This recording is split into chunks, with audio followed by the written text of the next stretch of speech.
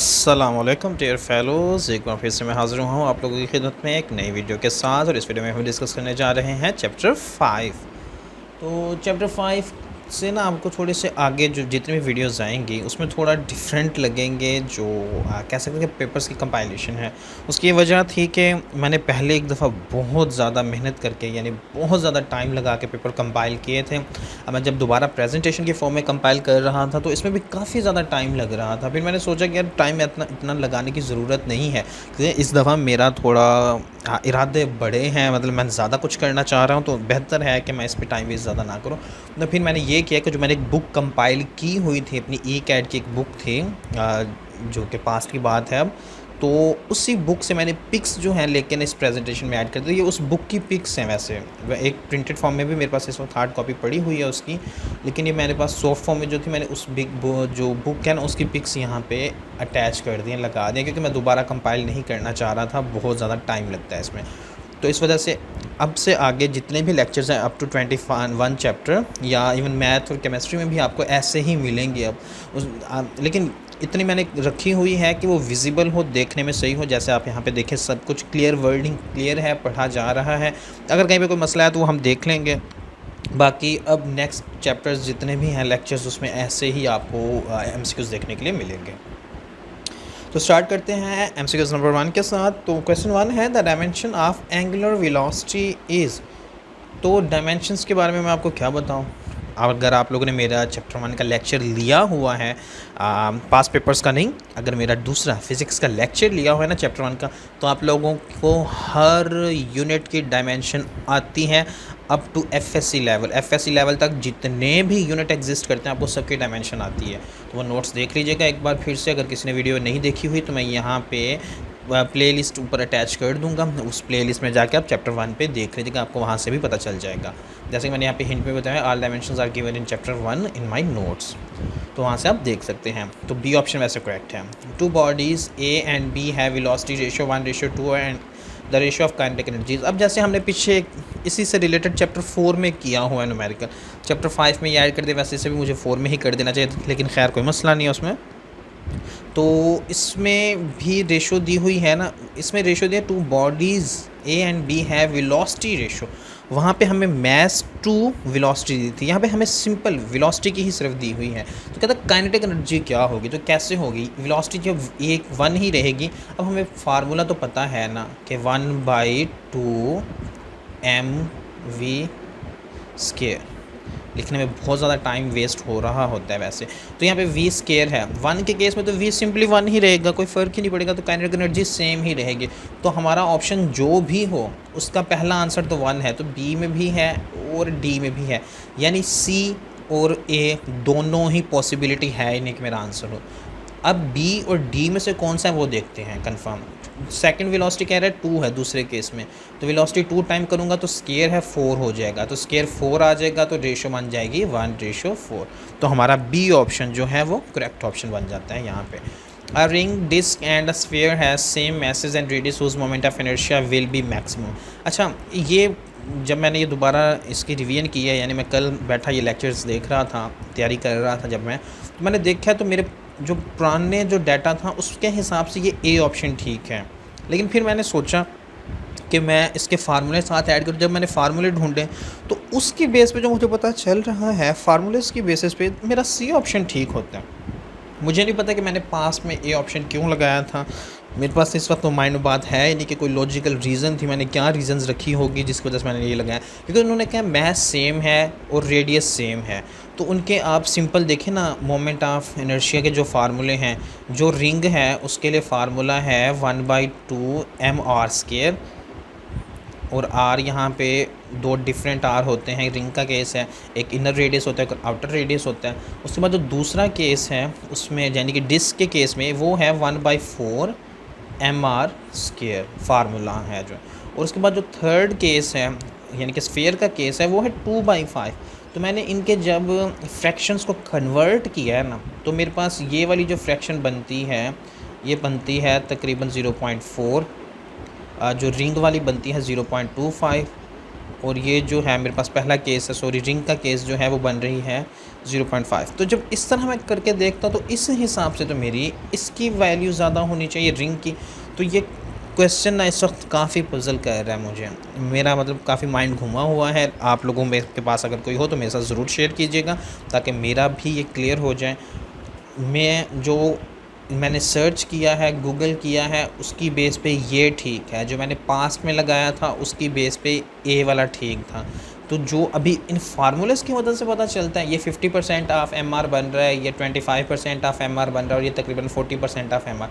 तो इसकी बेस पे तो रिंग वाला सही होता है। तो पता नहीं कौन सा सही है, कन्फ्यूजन है, बहुत ज़्यादा कन्फ्यूजन है इस क्वेश्चन में। Analogous of force in rotational motion is, अब एनालोगस की बात हो तो मैंने आप लोगों को एनालोगस फोर्स का, आई थिंक एक्सेलरेशन का, उसके अलावा एंगुलर मोमेंटम, इस तरह की चीज़ों के बताए थे थोड़े बहुत लीनियर मोमेंटम के केस में। तो ये आप लोगों को चैप्टर 5 के नोट्स में शायद अभी भी मिल जाए, वो आप जाके देखिएगा अगर हमने वहाँ पे डिस्कस किए हुए हैं। अगर रिटर्न नहीं होंगे तो डिस्कस ज़रूर किए हुए होंगे। तो एंगुलर मोमेंटम एनालोगस जो फोर्स का होता है ना, वो होता है हमारे पास एंगुलर मोमेंटम। और इसी तरह लीनियर मोमेंटम के कोर्स केस में देख लें, सॉरी क्वेश्चन कोई और देख रहा हूँ मैं, सॉरी ये नहीं, एंगुलर मोमेंटम नहीं, एनालोगस जो फोर्स का वो टॉर्क होता है। एक मिनट ट्रेजर कहाँ पे है?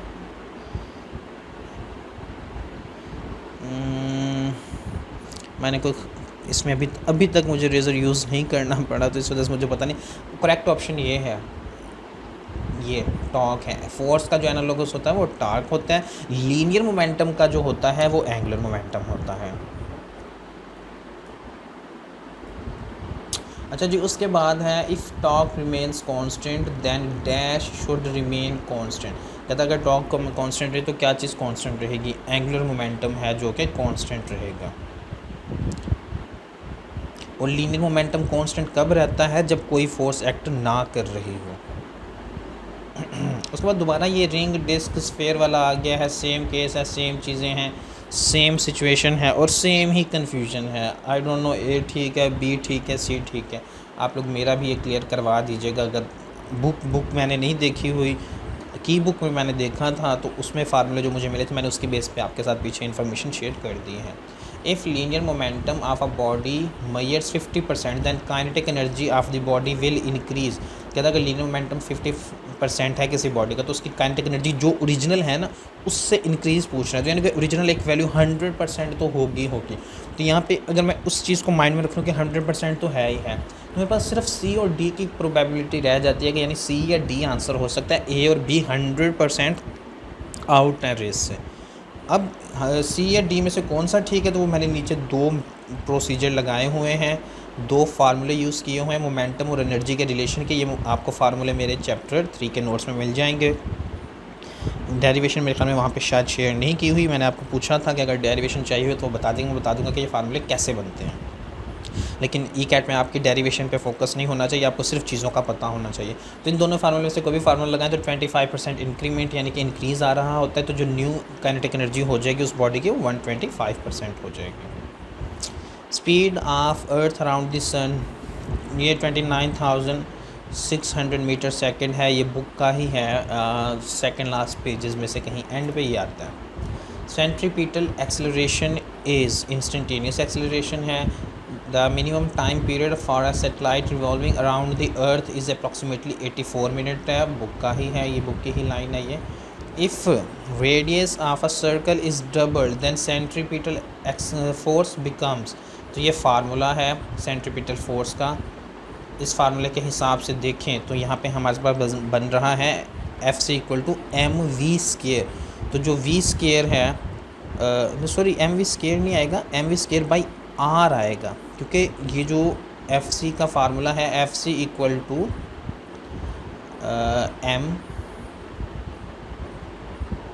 MAC है, ठीक है। और AC की जो वैल्यू है वो v²/r है। तो यहाँ पे नीचे r आना था, r नीचे है। और उस हिसाब से देखा जाए तो हमारे पास क्या कह रहा है कि रेडियस को अगर डबल कर दिया जाए तो सेंट्रीपिटल फोर्स पे क्या होगा, तो हाफ हो जाएगी सेंट्रीपिटल फोर्स। V = r⍵, ये क्वेश्चन स्टेटमेंट पूरी अवेलेबल ही नहीं थी, जो मेरे पास नोट्स मैंने परचेज़ किए थे उसमें ऐसे ही था।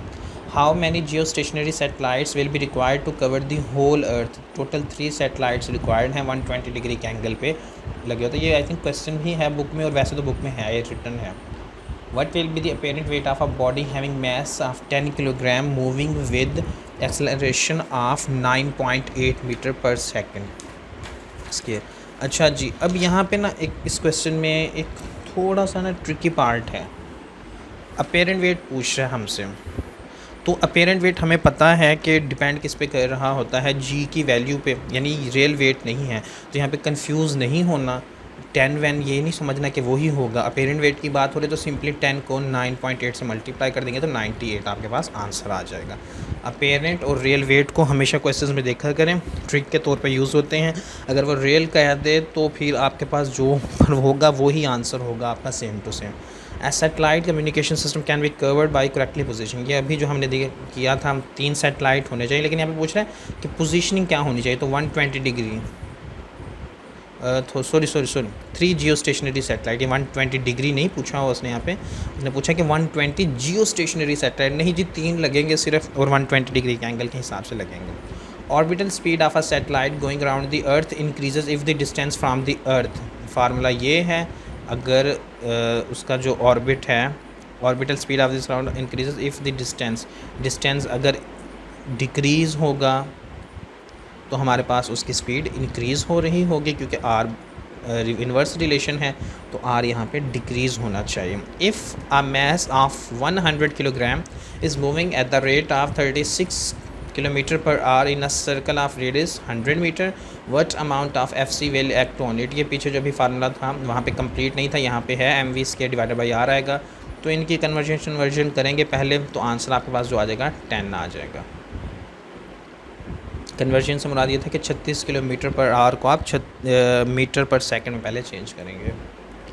Orbital velocity of satellites increases if radius, ये सेम केस आ गया दोबारा, वहाँ पे डिस्टेंस के हिसाब से था, और यहाँ पे सिंपली उसने डायरेक्टली रेडियस कह दिया है। 100 kilogram satellite orbiting 400 kilometre above the earth has an orbital velocity of v kilometre per our. A 200 kilogram satellite with the same orbit radius will require an orbital speed कितनी होगी। तो orbital speed का हमने अभी भी ऊपर formula देखा है कि सैटेलाइट के मास पे डिपेंड ही नहीं करती, तो ये सेम ही रहेगी, v किलोमीटर पर आवर ही होगी दोनों केसेस में। ये है orbital speed does not depend upon the mass to be launched, यानी कि जिस सैटेलाइट का मास है जैसे लॉन्च करना है उस पर डिपेंड ही नहीं करती। An old communication satellite orbiting at a radius of r1 is replaced by a new satellite at an orbit of r2. The new satellite has twice mass of the first satellite and each of the satellite has an orbit time of 24 hours. Orbit time same है, mass 2 times है, तो कहता है ratio क्या होगी r2 की r1 पे।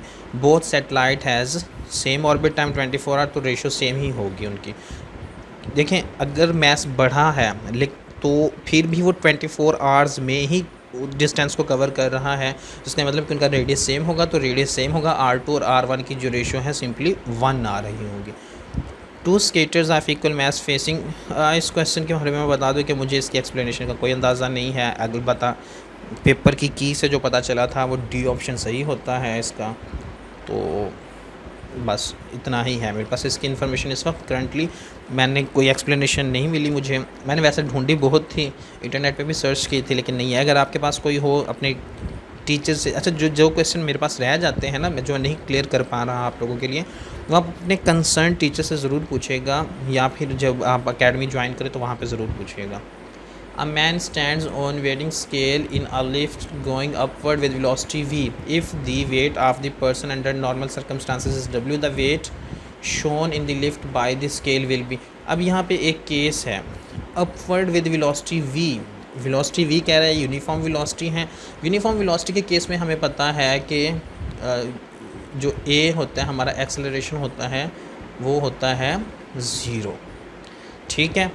अब उसके हिसाब से देखें, अपवर्ड लिफ्ट जो है अपवर्ड जा रही है तो हमारे पास जो ये एंड पे चैप्टर के शायद सेकंड लास्ट में है रियल एंड अपेरेंट वेट का टॉपिक है, तो वहाँ पे हमारे पास 4 केसेस थे। अपवर्ड का केस है, तो अपवर्ड के केस में जो फार्मूला होता है W का वो होता है mg plus M A, sorry लिख दिया है mg प्लस एम ए।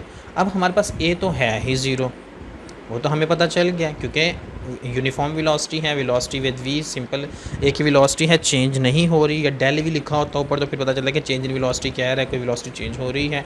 तो जब सेम केस है तो उसका वेट जो है ना उसी के इक्वल रहेगा w के, जो कि ओरिजिनल है। तो यहाँ पे आंसर जो है सी ऑप्शन आ जाएगा। ये सारे शेयर कर दिए आप लोगों के साथ।